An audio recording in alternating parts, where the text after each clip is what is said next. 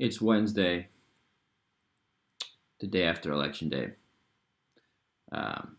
Stayed up pretty late, learned nothing, still don't know anything. Uh, but not a good look, America. Not a good look. Speaking of, now we're going to talk about costs. There's a cost of doing business with everything. In particular, for our class, what we're worried about is that a firm cannot just get the inputs for free, right? So a firm we're thinking of as a production technology which takes inputs and produces outputs according to some fixed function. This function has inputs, which are in general going to be considered capital and labor, and it's going to produce some output. And the point that we're making now is that when deciding what kind of inputs to acquire in order to create output, the primary factor will be the fact that these inputs are costly. I took this sentence from the textbook, I think. I took it from somewhere. It says the economic cost of an input is the payment required to keep that input in its present employment. I don't know what that means. That sounds like jargon or gibberish or something.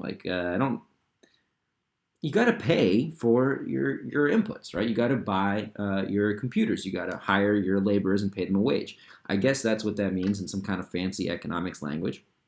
But the cost is the cost. The cost is that you got to spend some money or whatever the unit of currency is, but money or some opportunity cost, but generally thought of as money, in order to acquire capital and labor, which are then used as the inputs to create an output. Because we're working in this simplified model where there's two inputs, capital and labor, our cost vector is just going to be the cost of capital, CK, and the cost of labor, CL.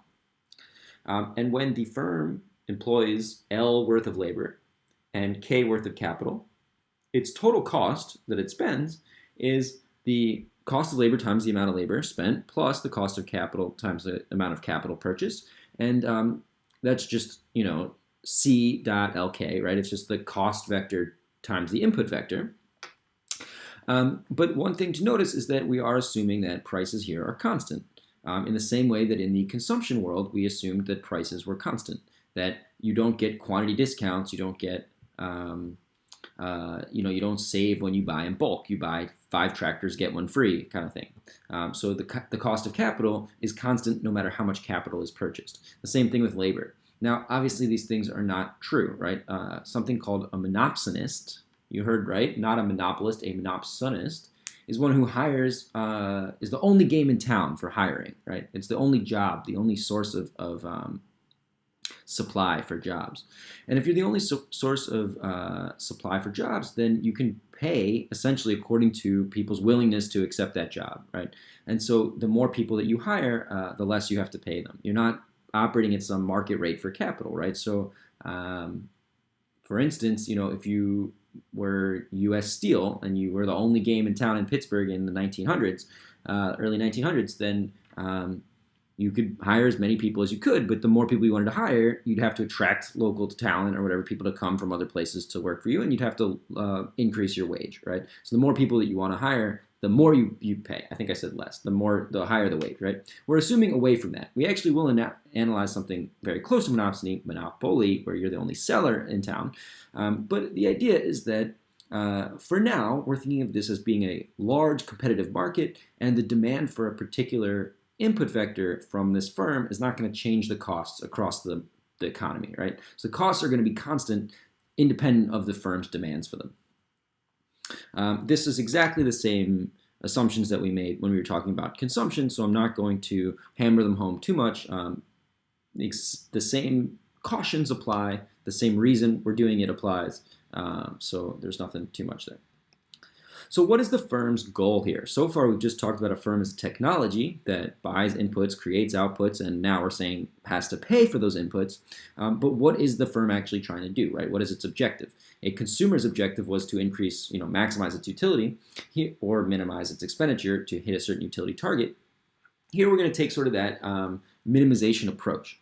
A firm has a contract to supply Q units of an output. Say the firm, is contracted with the government or with some of it's a supplier for other firms, or it's Netflix and it has a certain subscribers and it has to produce the content for those subscribers. Whatever it is, the firm has to create Q units, right? And it's going to get some fixed, money or whatever for that, meeting that contract, supplying Q or more units of output. And we're asking, how is the firm going to achieve its goal? In the sense that, how does the firm decide which inputs to get in order to create the Q units of output it's required to create? So in other words, we have an input target, and we're trying to find the most efficient production method to achieve that input target, where efficiency is going to be assumed to be that of minimizing costs. So you're going to choose inputs in a way to produce Q at the least cost, at the smallest possible cost, and we're minimizing cost subject to producing at least Q units of output. In other words, the solution to the minimization problem would be to minimize the total cost, which is the cost of labor times the price of labor, plus the cost of capital times the price of capital, subject to the constraint that the production, F of KL, that's the technology of the firm that can turn these inputs into outputs at a rate of F given K and L inputs, subject to F of K and L, the production, being greater than this quota, this target that the firm has to meet, that it's contractually obligated to meet.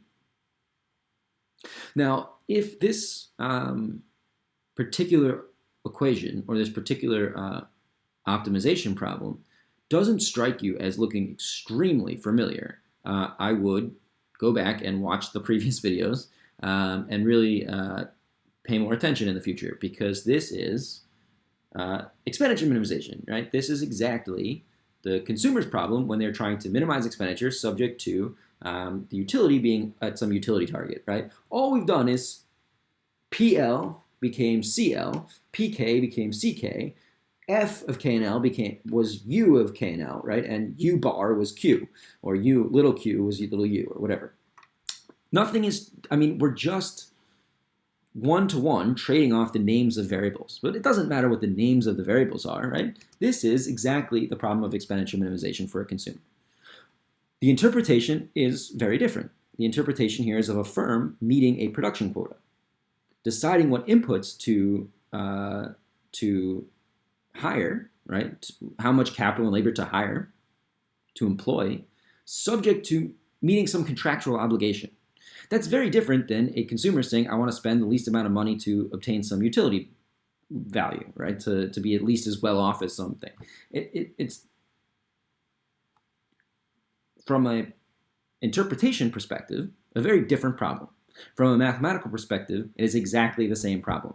And now we can see really, crystal clear what the very big benefit of wrapping everything in this mathematical language is, right? It allows us to reuse the results we already have, because this is exactly the expenditure minimization problem.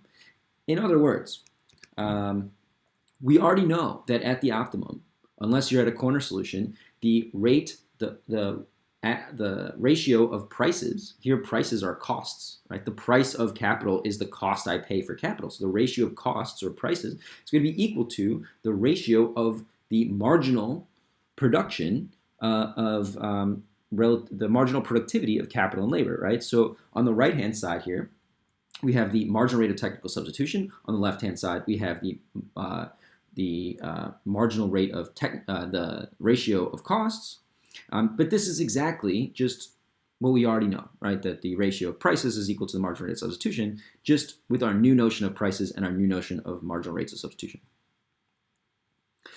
The intuition is the same. If this wasn't true and you were at an interior in your, you were employing some capital and some labor, you were at a positive vector of inputs where you were employing both, you could make an infinitesimal shift towards the cheaper input, where cheaper is relative to its productive value, right? So it's cheaper in the marketplace compared to how much it contributes.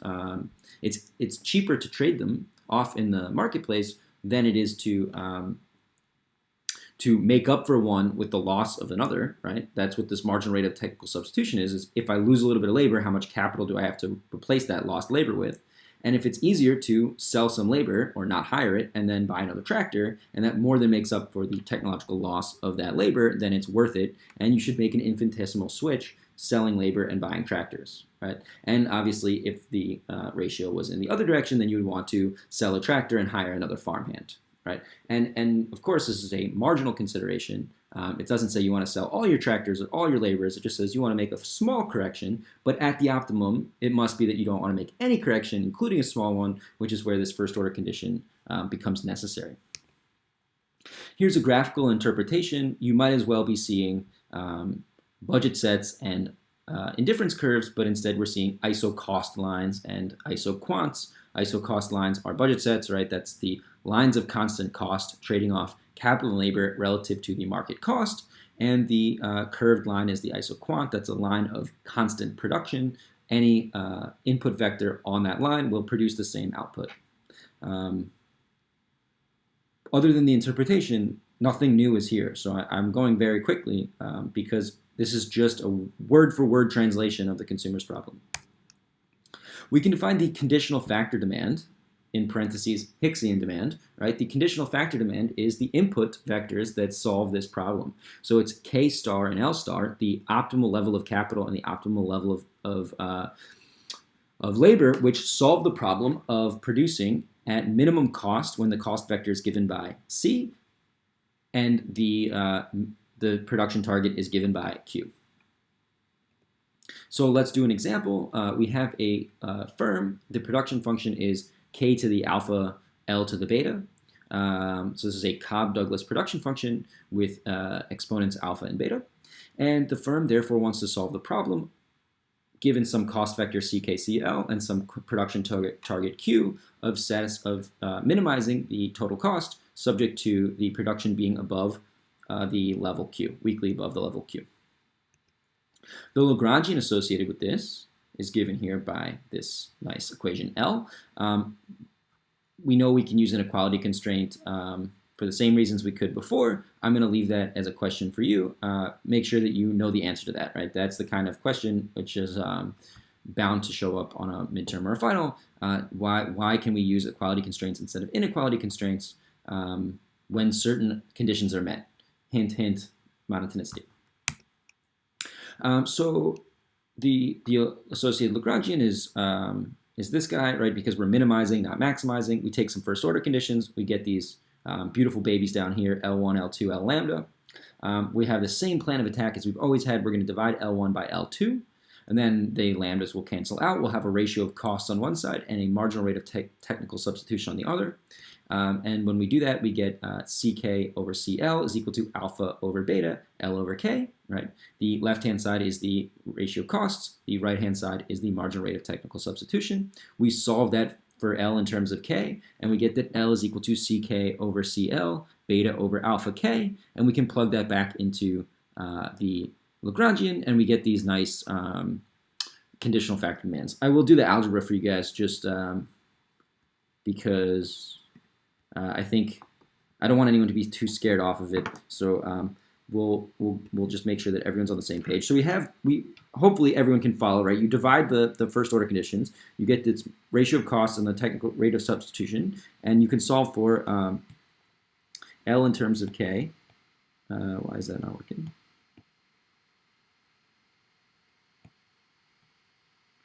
What's going on?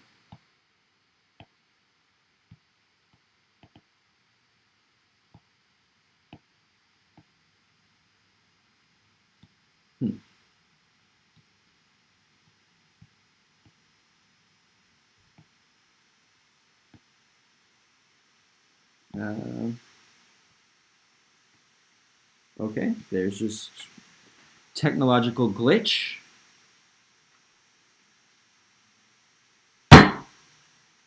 All right, so we have L is equal to CK over CL, beta over alpha K.